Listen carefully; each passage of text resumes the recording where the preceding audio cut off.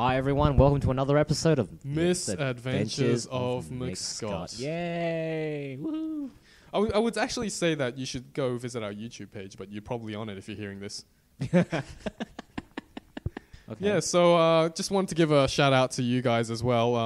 Everyone for listening. Thanks for your support. Yeah, definitely. Yeah, thanks for your feedback, even though we haven't been getting any recently. No. Thanks anyway. Yeah. Yeah, well, it's that season again, so a lot of parties happening. Yeah, holiday season. Actually, it had happened because that was last week. Yeah, right. Holiday seasons, New Year parties, Christmas parties, to which I'm not invited to, that I just crash. That's how I roll. You're if I'm not invited, I'm going to turn up. Oh, yeah, you told me you went to this party where it was a dress-up party or something, wasn't it? Yes, you had to go as your 11-year-old self. Oh. Don't you just love dress-up parties where the host tells you, you got to dress up like this, okay? Yeah. And then you rock up and you're the only one like that. Fantastic. Does that make you cool? Oh, it makes me very cool. It makes me the only 11-year-old in that party. Do you know what that gives you? That gives you a free pass to rip into everyone else. I know it does. And it gives everyone a free pass to rip into me because no one else is dressed like me. Yeah, but that's okay because, you were told to dress that way. You can get away with it. Yeah, I'm a supplicant. I do everything I'm told. Yeah, exactly. So as an 11-year-old, because it's 2011, you come dressed in as your 11-year-old self, right? Okay. I was wondering why it had to be 11. I actually dressed sort of normally. I had like it was kind of like a boyish checkered shirt, right? But you can still wear that in normal wear. See, the keystone of my outfit was my hair, okay? I gelled it so it had a side part. You know, back in primary school, you had the side part and you pushed it over and you bent it really far back. Yeah, gel, right? It looked like a leaf. Yeah, it did. It looked like a leaf. So I was just like that. Okay. I parked at an earlier station. I took a train to Milson's Point. So all these people were just looking at me with this haircut. It just looked like you were going to school. It did look like I was going to school. A 27-year-old going to school. Billy Madison. Yeah. Today, Junior. Yeah.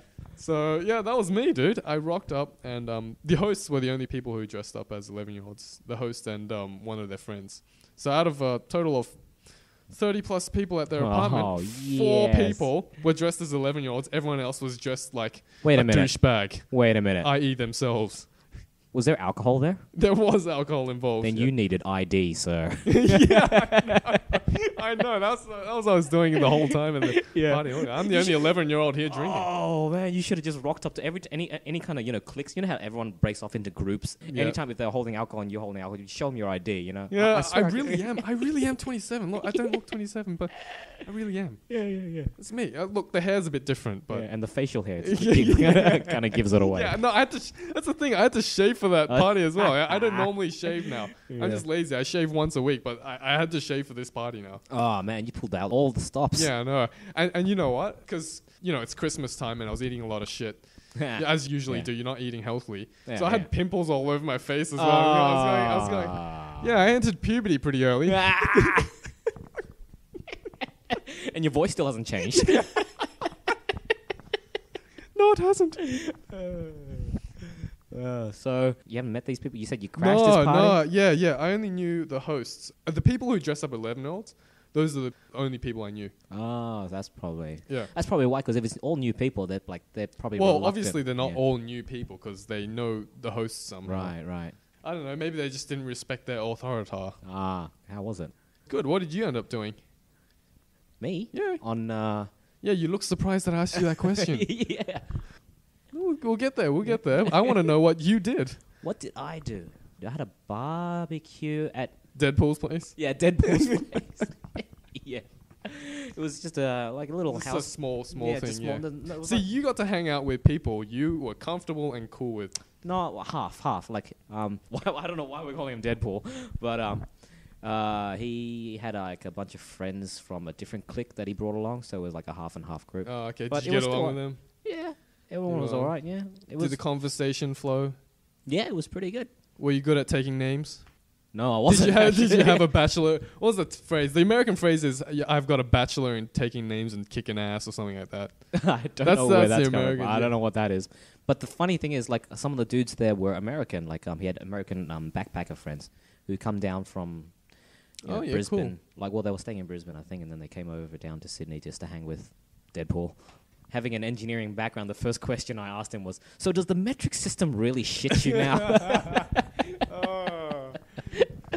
How what's the exchange rate like? Oh, Yeah, can you afford to stay here for any longer? I know. They really hated us. I think that, if only they played cricket, then they could have rubbed something. We don't play any of their sports. Baseball, no. NFL, basketball. And you know how we call it gridiron? Yeah. They don't even know what gridiron is. Like, they call it footy, like football and everything. And Oh, okay. we call it gridiron, but Why do we call it gridiron? I have no idea. There's no grids and there's no iron involved. Don't get it. Yeah. Anyway. Yeah, but no, I couldn't remember half the guys' names there. Like, it's stupid, yeah. Well, that's the thing. I mean, I'm terrible at remembering names. You won't find anyone worse than that. I think I read in the newspaper as well, like recently, there's some part of your brain, the size of it determines how well you can retain onto the... Did you read that? No. But I can imagine where this is going. So yours is really small, man. Yeah, it's tiny. It's like a peanut, dude. The size of a peanut. So normal people's would be the size of like a watermelon or something. I'm like this little peanut. yeah. What's your name? It's not McScott. So yeah, I can't remember names for shit, dude. Seriously, it's really irking me too because I do actually try. I think the trick is you have to repeat it. Yeah, the more you repeat it, the more it sticks onto you. You know, you kind of go, so you extend out your hand, you go, yeah, my name's Mark here. You are. Yeah. And then you repeat that name. Yeah. You repeat that name. That helps, but, after a few beers. And 1 or 2 hours later, it's just, hey, mate. Hey, buddy. How you going? Yeah. Why don't some parties have like name tags and crap? It should be a mandatory thing, actually. Yeah. At Everyone work. should be required to wear name tags. At work, at we parties. have like uniforms and stuff, and there's like name tags on our thing. So it was Do you get to change your name tag? me. Yeah, it changes to something cool. It's like permanently stitched onto your, so everyone gets dedicated uniforms. But that helped me like learn a lot of people's names when I first started at the place that I work at.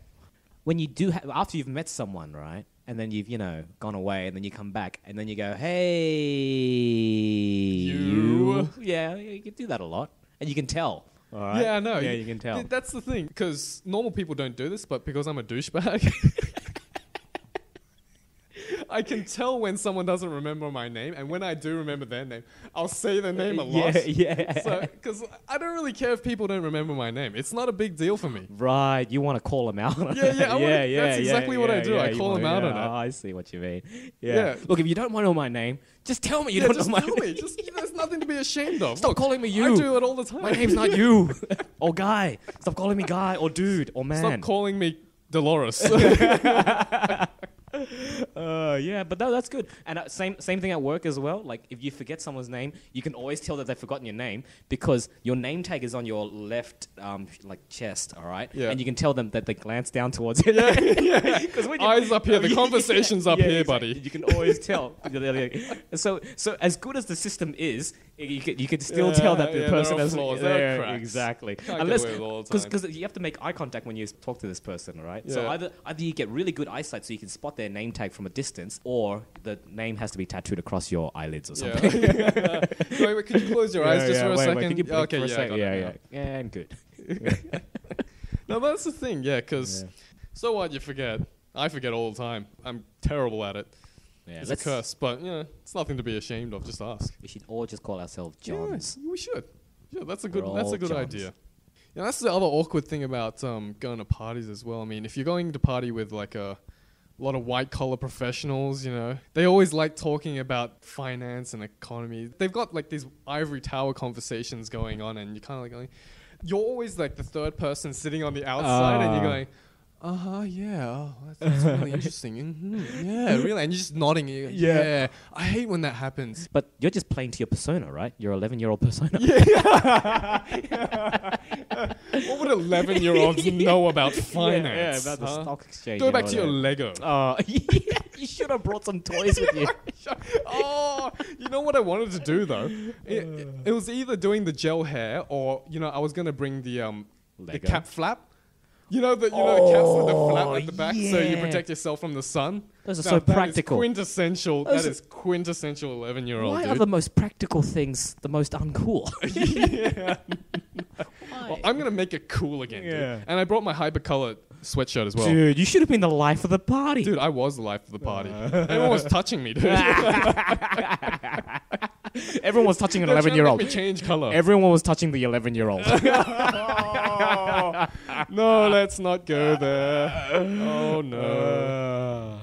Well, you know, you had to do something to play up to your persona around these conversations. Obviously. You know, you had to do something. The fact of the matter is, like, because I had that haircut and all dressed all like that, I had no idea, because I'm not looking at myself 24/7. I completely forgot that I looked like an 11-year-old. So he's got this 11-year-old rocking up to these two people having a serious conversation about finance, politics, economy, all that shit, and you're just kind of going, yeah. Were they not? Where are the toys?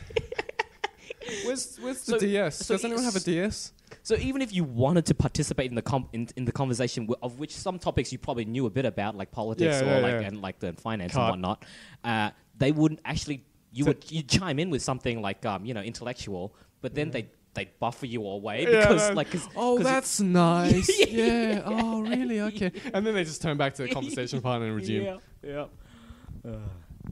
Condescending, really. It's just thanks. It's hard, and you don't realize this because you've forgotten that you're an 11-year-old.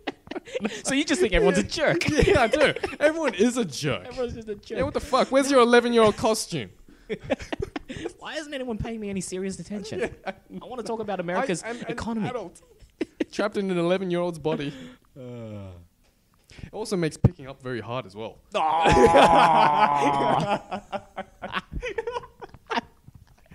I don't know. You're a bit too young for me. So many bad jokes I can come up with. We can cut these out if you want to. Go right ahead. Were there anyone dressed as a priest? I don't think there were any 11-year-old priests. Or you should have dressed up as an 11-year-old girl. Oh, pigtails, yes. With pigtails? Pee-pee Longstocking. Yeah. How old is 11? Keep them coming. Do I stop there? Just keep them coming. Well, I'm digging a pretty good grave here. Yeah, no, come on, join in. Stupid. Join in. When these people talk about all these finance, politics, economy, you know, you're going to get the impression that they're just talking out their ass, like they don't really know what they're talking about. Some people, that's not to say that everyone is like that, but you can tell some people just talk out their ass, just talking waft. very generally, and you're kind of like going, no, look, I don't really want to participate in this shit talking. It's not very constructive. You clearly don't know what you're talking about.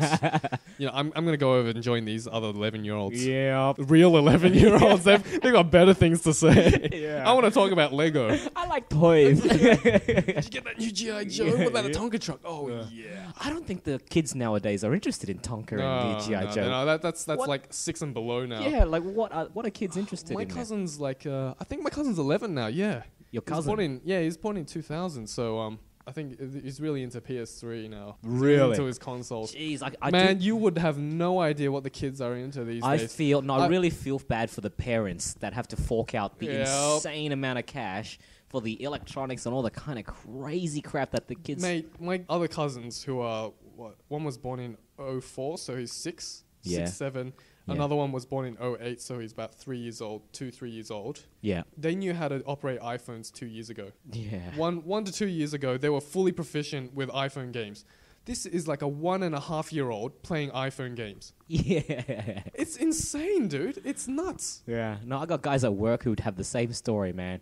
Like, he gets an iPhone for... Oh, they're not playing with iPhone games. From what you told me, they were not playing with iPhone games. PG-13.